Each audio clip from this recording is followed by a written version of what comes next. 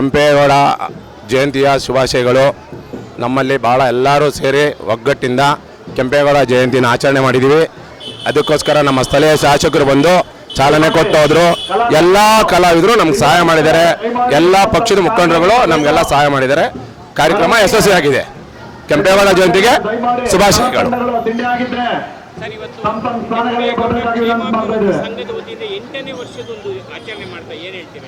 ಇಲ್ಲ ಸರ್, ನಾವು ಸ್ಟಾರ್ಟ್ ಮಾಡಿದಾಗಿಂದ ಇವತ್ತವರೆಗೂ ಯಾವುದೇ ತೊಂದರೆ ಇಲ್ಲ. ಎಲ್ಲ ಸುಭಿಕ್ಷಿತವಾಗಿ ನಡ್ಕೊಂಬರ್ತಾ ಇದೆ.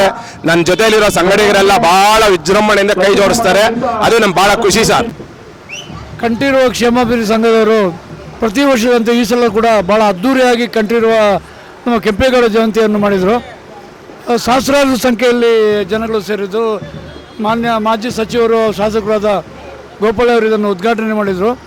ನಂದಿನಿ ಬಡಾವಣೆಯ ಪ್ರಮುಖ ಬೀದಿಗಳಲ್ಲಿ ಮೆರವಣಿಗೆ ಮುಖಾಂತರ ಸಾವಿರಾರು ಜನ ಕೆಂಪೇಗೌಡ ಅಭಿಮಾನಿಗಳು ಈ ಒಂದು ಕೆಂಪೇಗೌಡ ಜಯಂತಿಯಲ್ಲಿ ಪಾಲ್ಗೊಂಡರು. ಕೆಂಪೇಗೌಡ ಜಯಂತಿಯ 514ನೇ ವರ್ಷದ ಜಯಂತಿಯ ಶುಭಾಶಯಗಳನ್ನು ಕೊಡ್ತಾ ಮಹಾರಾಷ್ಟ್ರ ವಿಧಾನಸಭಾ ಕ್ಷೇತ್ರದ ನಂದಿನಿ ಬಡಾವಣೆ ವಾರ್ಡ್ನ ಕಂಠೀರವ ನಗರದಲ್ಲಿ ಕಂಠೀರವ ಸೇವಾ ಸಂಘದ ವತಿಯಿಂದ 514ನೇ ವರ್ಷದ ಜಯಂತ್ಯೋತ್ಸವವನ್ನು ಮಾಡ್ತಾ ಇದ್ದೀವಿ.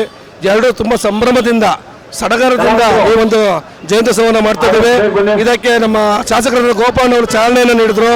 ಚಾಲನೆ ನೀಡಿದ ನಂತರ ವಾರ್ಡ್ನ ಮುಖ್ಯ ರಸ್ತೆಗಳಲ್ಲಿ ಮೆರವಣಿಗೆ ಮಾಡ್ತಾ ಇದ್ದೇವೆ. ವರ್ಷ ಅದ್ದೂರಿಯಾಗಿ ಕಾರ್ಯಕ್ರಮವನ್ನು ಮಾಡ್ತೀವಿ. ಮತ್ತು ಅಂಬೇಡ್ಕರ್ ಕೆಂಪೇಗೌಡರು ಮೇನ್ ಮಾಡಿದ್ದಾರೆ. ಅವರ ಆದರ್ಶಗಳು ಇಟ್ಕೊಂಡು ನಾವು ಕಾರ್ಯಕ್ರಮ ಮಾಡ್ತಾ ಅವರ ದಾರಿಯಲ್ಲಿ ನಡೀತಾ ಇದ್ದೀವಿ ಅಂತ ಹೇಳ್ತಾ ಈ ಒಂದು ಜಯಂತ್ಯೋತ್ಸವದಲ್ಲಿ ಭಾಗಿಯಾಗಿರೋದಕ್ಕೆ ತುಂಬ ಖುಷಿಯಾಗುತ್ತೆ ನಮಗೆ.